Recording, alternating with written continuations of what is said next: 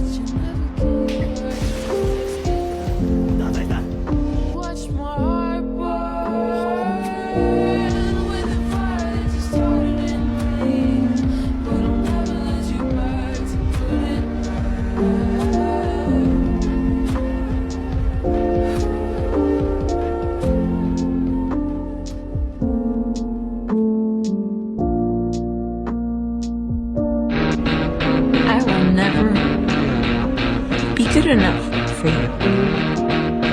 No matter how hard I try. Was it the best you ever had? Was it the worst you never knew?